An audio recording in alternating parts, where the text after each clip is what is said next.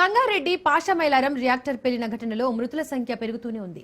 నిన్న ప్రమాదం సమయంలో 8 మంది మృతి చెందినట్టు చెప్పగా ఇప్పుడు 32 మంది చనిపోయినట్టుగా అధికారులు గుర్తించారు. ప్రస్తుతం 35 మంది ఆసుపత్రిలో చికిత్స పొందుతున్నారని కలెక్టర్ తెలిపారు.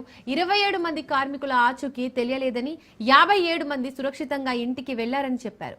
గుర్తుపట్టలేని స్థితిలో మరో 20 మంది మృతదేహాలు ఉన్నట్టు చెప్పారు. ఆసుపత్రిలో చికిత్స పొందుతున్న వారిలో 11 మంది పరిస్థితి విషమంగా ఉన్నట్టు తెలుస్తోంది.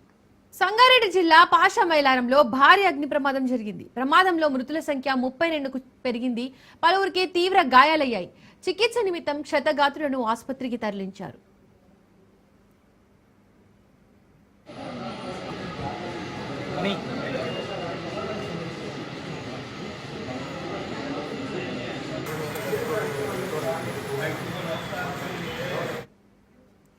ఘటనా స్థలాన్ని బీఆర్ఎస్ సీనియర్ నేత మాజీ మంత్రి హరీష్ రావు పరిశీలించారు. పాషమైలారం ఘటన బాధాకరమన్నారు హరీష్ రావు. 2 కిలోమీటర్ల వరకు భూమి కంపించిందని ప్రత్యక్ష సాక్షులు చెప్పారని వెల్లడించారు. 4 అంతస్తుల భవనం కుప్పకూలిందన్నారు హరీష్ రావు. జాగ్రత్తలు తీసుకోవడంలో ప్రభుత్వం విఫలమైందని విమర్శించారు.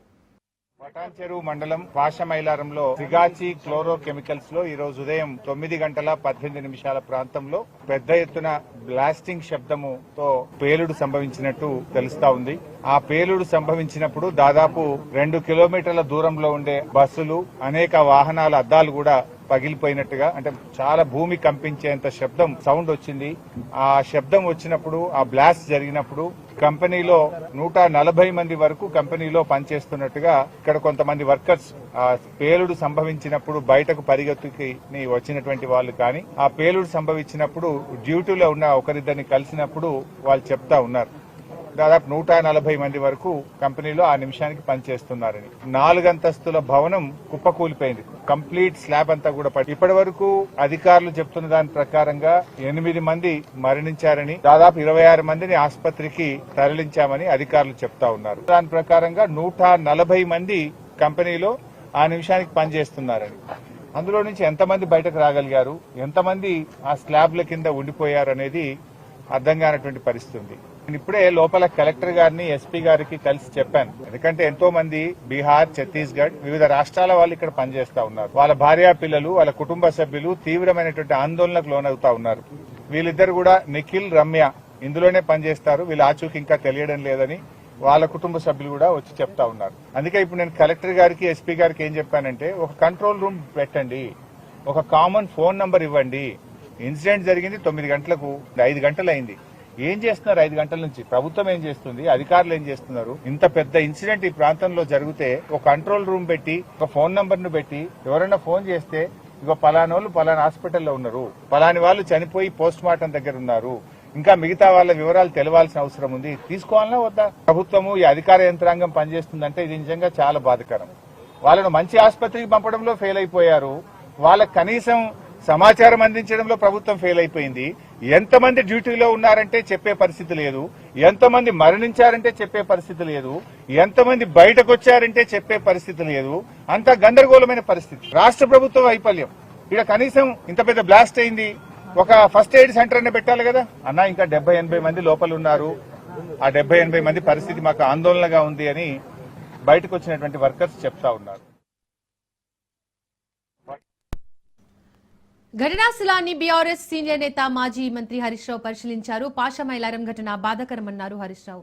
2 కిలోమీటర్ల వరకు భూమి కంపించిందని ప్రత్యక్ష సాక్షులు చెప్పారని వెల్లడించారు. 4 అంతస్తుల భవనం కుప్పకూలిందన్నారు హరీష్ రావు. జాగ్రత్తలు తీసుకోవడంలో ప్రభుత్వం విఫలమైందని విమర్శించారు.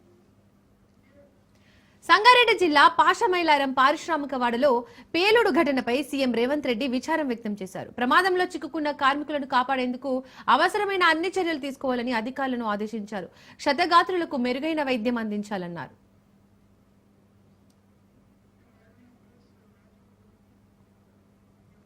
ఇక ఈ ఘటనకు సంబంధించి పూర్తి అప్డేట్స్ మా ప్రతినిధి రాజు మెదక్ నుంచి అందిస్తారు.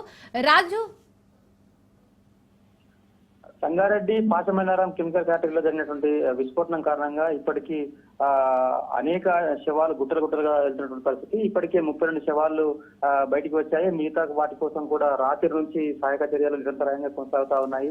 రాత్రి అంతా కూడా అధికారులు సహాయక చర్యల్లో పాల్గొని శవాలను తీసే ప్రయత్నం చేస్తా ఉన్నారు. ఇంకా చాలా శవాలు అంటే ఎక్కువ మంది మృతుల సంఖ్య ఎక్కువనే ఉండొచ్చు అని భావిస్తా ఉన్నారు. ఇప్పటికీ నిన్నటి హాజరు పట్టికను చూస్తే 189 మంది హాజరు పట్టికలో హాజరు కాగా సుమారు 120 వరకు ఇప్పటి వరకు లెక్క చేరింది. మిగతా ఇంకా 40-50 మంది లెక్క చేరాల్సి ఉంది. వారందరి కోసం కూడా సహాయక చర్యలు ముమ్మరం చేశారు. 4 అంతస్తుల భవనం కాబట్టి శిథిలాలు పెద్ద మొత్తంలో ఉండడంతో అక్కడ సహాయక చర్యలకు కూడా కొంత ఇబ్బందిగా ఉంది. అదేవిధంగా రాత్రి వర్షం పడడం కారణంగా కూడా కొంత రెస్క్యూ టీమ్ కు సహాయక చర్యలకు భాగంగా కొంత అంతరాయం కలిగింది. దానిలో భాగంగానే కొంత లేదని చెప్పవచ్చు. ఈ రోజు సాయంత్రం వరకు పూర్తి స్థాయిలో అక్కడి నుంచి శిథిలాలను తీసి వాటి కింద ఉన్నటువంటి శవాలను గుర్తించే పని అధికారులు అయితే చేస్తా ఉన్నారు. అటు ఎస్డీఆర్ఎఫ్, ఎన్డీఆర్ఎఫ్, పోలీసు, తర్వాత ఫైర్ వీళ్ళంతా కూడా సమన్వయంతో పనిచేస్తూ వాటిని తీసే ప్రయత్నం అయితే చేస్తా ఉన్నారు. మొత్తానికి 32 వరకు ఇప్పటివరకు శవాలు దొరికాయి. మిగతా వాళ్ళు హాస్పిటల్లో కూడా మిగతా క్షతగాత్రులందరినీ కూడా హాస్పిటల్లో మెరుగైన చికిత్స అందిస్తున్నారు. అక్కడ కూడా చికిత్స పొందుతున్నటువంటి మరికొంతమంది కూడా చనిపోయే అవకాశం ఉంది. సుమారుగా పెద్ద మొత్తంలో ఇక్కడ ప్రాణనష్టం అయితే జరిగే అవకాశం ఉంది. ఆస్తి నష్టం అయితే పెద్ద మొత్తంలో జరిగింది, అది జరిగిపోయింది. కానీ ప్రాణనష్టం కూడా పెద్ద మొత్తంలో జరిగే అవకాశం ఉంది. ఇంకా సహాయక చర్యలు కొనసాగుతూనే ఉన్నాయి. అక్కడ నిన్న అటు ఇన్ఛార్జి మంత్రి వివేక్ తో పాటు జిల్లా మంత్రి దామోదర్ రాజనరసింహ ఎప్పటికప్పుడు పరిస్థితిని సమీక్షిస్తూ అటు ముఖ్యమంత్రికి చేరవేసినటువంటి పరిస్థితి. అయితే ముఖ్యమంత్రి కూడా ఈ రోజు 9 గంటలకు ప్రాంతాన్ని సందర్శించనున్నారు. తర్వాత హాస్పిటల్ ఉన్నటువంటి క్షతగాత్రులను కూడా పరామర్శించనున్నారు. వారందరికీ కూడా భరోసా ఇవ్వనున్నారు. ప్రాంతాన్ని ఏదైతే విస్ఫోటనం చెందినటువంటి ప్రాంతాన్ని, రియాక్టర్ పేలిన ప్రాంతాన్ని కూడా సందర్శించి ఆ ప్రాంతాన్ని చూడనున్నారు. తర్వాత ప్రభుత్వం నుంచి కూడా ఎటువంటి సాయం అందించే విషయం పైన కూడా ఈ రోజు స్పష్టత ప్రకటించే అవకాశం కూడా ఉంది. కాబట్టి తీవ్రంగా దిగ్భ్రాంతిని వ్యక్తం చేసి ఒక కమిటీని కూడా ఏర్పాటు చేశారు. అటు సిఎస్, తర్వాత డీజీపీతో సహా మిగతా ఎస్డీఆర్ఎఫ్, ఎన్డీఆర్ఎఫ్ చీఫ్లను కూడా దాంట్లో పెట్టి ఈ సంఘటన అంతా కూడా పూర్తయ్యే వరకు ఈ కమిటీ ఉంటుంది. వీళ్ళందరికీ కూడా సహాయ సహకారాలు అందించే వరకు, తర్వాత వాటికి మెరుగైన వైద్యం అందించాలని చెప్పి వారిని ఆదేశిస్తూ ఇక్కడ ఉన్నటువంటి రెస్క్యూ టీం చేసినటువంటి సహాయక చర్యలో భాగంగా నిరంతరాయం కొనసాగించాలి. ఆ కుటుంబీకులకు తగు సహాయం చేయాలి. తర్వాత వెంటనే ఆ మృతదేహాలన్నింటినీ గుర్తించి వాళ్ళకి అప్పచెప్పాలి అనే విషయంపై కమిటీ ఎప్పటికప్పుడు ఈ పని పూర్తయ్యేసరికి కూడా కమిటీ ఉంటుందని చెప్పారు. రాత్రి వరకు కూడా వాళ్ళందరితో సమీక్షించి సిఎస్ తో పాటు డీజీపీతో పాటు వాళ్ళందరితోని కమిటీతోని సమీక్ష నిర్వహించి వాళ్ళందరికీ ఆదేశాలు జారీ చేశారు. మెరుగైన వైద్యం అందించాలి, వాళ్ళందరికీ ఎప్పటికప్పుడు సహాయ సహకారం అందించాలని చెప్పి సీఎం చెప్పాడు. తద్వారా ఈ రోజు కూడా ఆ ప్రాంతాన్నంతా సందర్శించి వారికి మెరుగైన చికిత్స కోసం తగు ఆదేశాలు చేసే అవకాశం కూడా ఉంది. అయితే ఇప్పటికే అటు మాజీ మంత్రులు సందర్శించి అధికారులకు ఎప్పటికప్పుడు సూచన చేస్తా ఉన్నారు. జిల్లా ఎస్పీతో పాటు కలెక్టర్ రాత్రి వరకు అక్కడే ఉండి అధికారులకు ఎప్పటికప్పుడు సూచనలు చేస్తూ సహాయక చర్యల్లో పాల్గొనే విధంగా ముందుకు నడిపించారు. మొత్తానికి సహాయక చర్యలు అయితే నిరంతరంగా కొనసాగుతున్నాయి. ఇప్పటి వరకు లెక్క చేరిన సంఖ్య 32 మృతదేహాలు లభ్యమయ్యాయి. మిగతా మృతదేహాలు లభ్యం కావాల్సి ఉంది. అసలు మృతదేహాలు కూడా ఒకటి రెండు మినహా మిగతా అన్ని కూడా ఆ విస్ఫోటనానికి గుర్తుపట్టలేని స్థితిలో ఉన్నాయి. కాబట్టి వాటిని గుర్తించే క్రమంలో కూడా కొంత అధికారులకు ఇప్పటికీ ఆదేశాలు జారీ చేశారు. వెంటనే వాళ్ళని గుర్తించాలి, ఆ కుటుంబీకులకు అప్పచెప్పాలి అని చెప్పినటువంటి పరిస్థితి. మొత్తానికి ఈ రోజు సాయంత్రం వరకు కూడా లెక్క తేలుతుందా అనే అవకాశం ఉంది. వర్షం కూడా ఈ 3 రోజుల వర్షం ఉదయం చేత ఏమైనా సహాయక చర్యల్లో అంతరాయం కలిగే అవకాశం కూడా ఉంది. కాబట్టి పెద్ద మొత్తంలో ప్రొక్లైన్లు ఏర్పాటు చేసి శిథిలాలను తీసే ప్రయత్నం అయితే చేస్తా ఉన్నారు. ఈ రోజు సాయంత్రం వరకు అయితే రెస్క్యూ టీం ఎట్టి పరిస్థితుల్లో అన్ని శవాలను తీసేందుకు తగు చర్యలు అయితే ఏర్పాటు చేశారు. రాజు, ఇంకా మృతుల సంఖ్య పెరిగే అవకాశం ఉందా? గాయపడిన వారి పరిస్థితి ఎలా ఉంది? గాయపడిన వారికి అయితే అటు ధృవ హాస్పిటల్, తర్వాత మరికొన్ని ప్రైవేట్ హాస్పిటల్లో మెరుగైన చికిత్స అందిస్తున్నారు. అదే విధంగా ప్రభుత్వ ఆసుపత్రుల్లో కూడా తరలించారు. అక్కడ కూడా మెరుగైన చికిత్స అందిస్తున్నారు. కానీ కామన్ గా 30% కాలితేనే మనిషి బ్రతకడు అనేది ఒకటి ఉంది. ఆ కాలిన గాయాలతో మనిషి బ్రతకడు అని చెప్పి ఉన్నది. కాబట్టి ఇప్పటి వరకు కాలిన వాళ్ళందరికీ కూడా అంటే అక్కడ ఉన్నటువంటి గాయపడ్డ వారందరూ కూడా 50% పైనే కాచి ఉన్నారు. వాళ్ళలో కూడా మరికొద్ది రోజుల్లో రోజు రోజుకు కొంత మృతుల సంఖ్య పెరిగే అవకాశం ఉంది.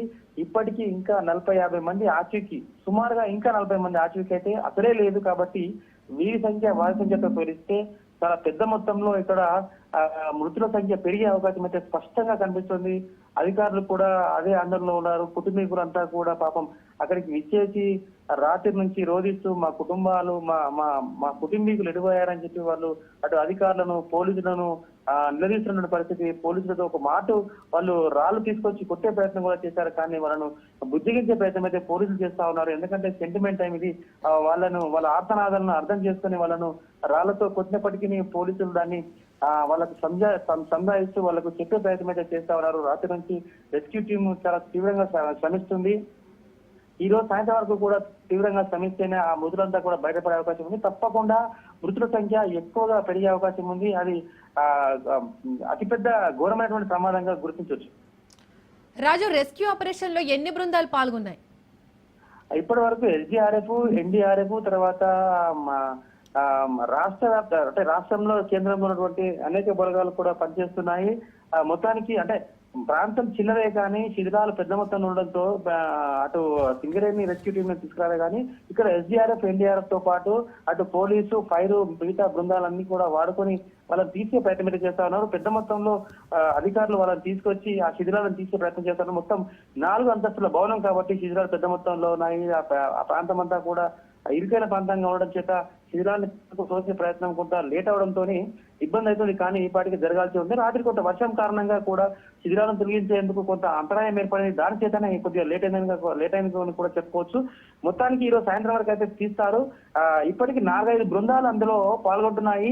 వాటిని నిరంతరం అయితే శిథిలాల కింద మంటలు మండుతున్నాయి. అటు శవాల మంటలు కావచ్చు, తర్వాత ఆ కెమికల్ సంబంధించిన మంటలు మండుతూనే ఉన్నాయి. శిథిలాలు తొలగిస్తూ ఎప్పటికప్పుడు ఆ ఫైర్ ఇంజన్ల సహాయంతో ఇప్పటి వరకు 12 ఫైర్ ఇంజన్లు అక్కడ పనిచేస్తూనే ఉన్నాయి. ఒక 20 వరకు అంబులెన్స్ కూడా అక్కడ పెట్టి వారిని తీసుకుపోయే ప్రయత్నం చేస్తా ఉన్నారు. కాబట్టి ఆ శిథిలాల కింద మంటలు మండుతున్నాయి. ఆ మంటలను చల్లారుస్తూ శిథిలాలను పక్కకు నెట్టుతూ తీసే క్రమంలో కొంత లేట్ అవుతుంది. కానీ మొత్తానికి ఈ రోజు సాయంత్రం వరకు అయితే ఎట్టి పరిస్థితుల్లో తీసే అవకాశం ఉంది.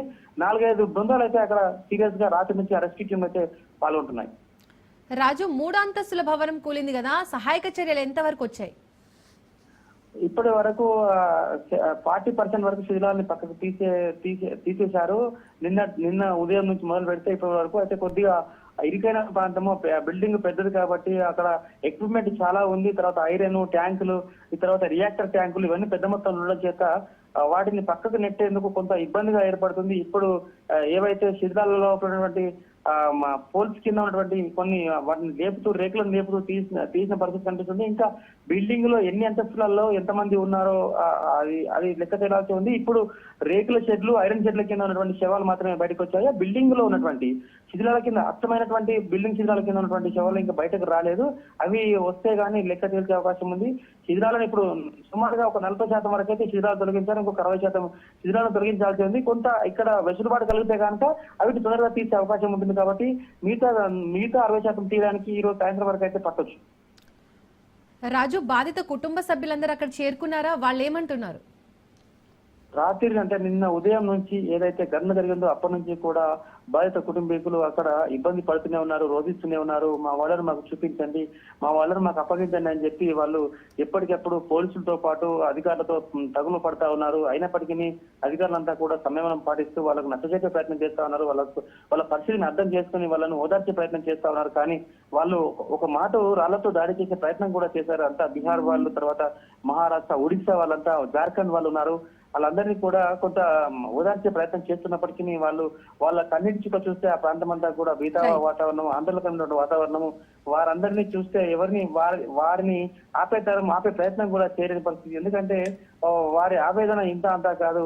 ఉదయం 9 గంటలకు టిఫిన్ తీసుకొని వచ్చి రాగానే భారీ విస్ఫోటనం చెందడం, అక్కడ పెద్ద మొత్తంలో వాళ్ళందరూ చనిపోవడం, ఇదంతా కూడా వాళ్ళకు ఉన్నడా లేదా బతికిండా చనిపోయిందా విషయం చెప్పని పరిస్థితుల్లో వాళ్ళని ఓదార్చే ప్రయత్నం అయితే చేస్తున్నారు. Thank you Raju.